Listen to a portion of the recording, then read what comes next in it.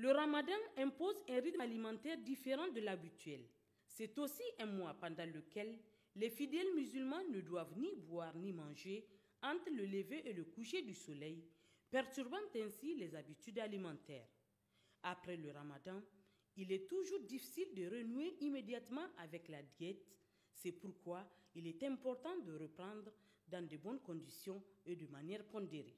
Et le conseil que je donnerais, vraiment, c'est d'éviter, contrairement à ce que certaines personnes font, de prendre les médicaments pour avoir de l'appétit.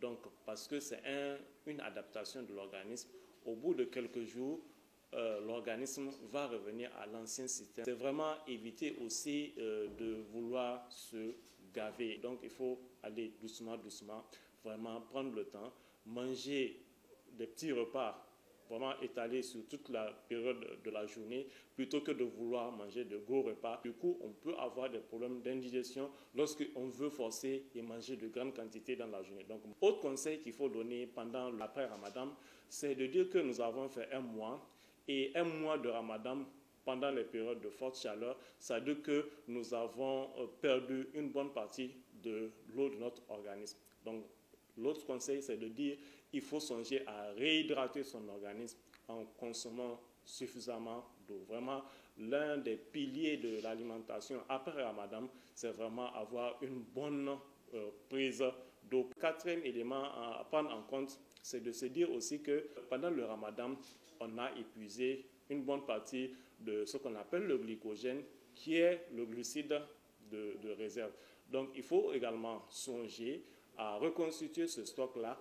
À ce titre, la consommation des féculents, la consommation des céréales, la consommation des tubercules, ça peut être une habitude qui peut favoriser la reconstitution de ce stock de glycogène. On a remarqué pendant le mois de Ramadan, il y a beaucoup qui font l'effort de consommer plus de fruits et légumes. Il faut savoir que ces fruits et légumes sont importants même après le mois de Ramadan.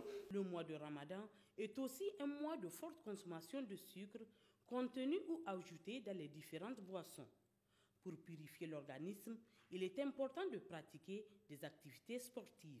Lorsqu'on est dans une situation où on a consommé beaucoup de sucre, naturellement, le meilleur ami, c'est d'avoir une pratique d'activité physique. Et donc, il faut songer à bouger pour pouvoir vraiment permettre à l'organisme de pouvoir éliminer tout ce qu'il y a comme éléments toxiques. Donc, la pratique d'une activité physique de façon régulière, c'est vrai qu'il fait chaud, mais il faut songer, si c'est l'après-midi, où il fait moins chaud, vraiment avoir une activité physique journalière pour permettre à l'organisme vraiment de pouvoir profiter de tous les bienfaits associés à une pratique d'activité physique de façon régulière. Il faut noter qu'en période de jeûne ou en temps normal, le plus important demeure de manger sain et équilibré.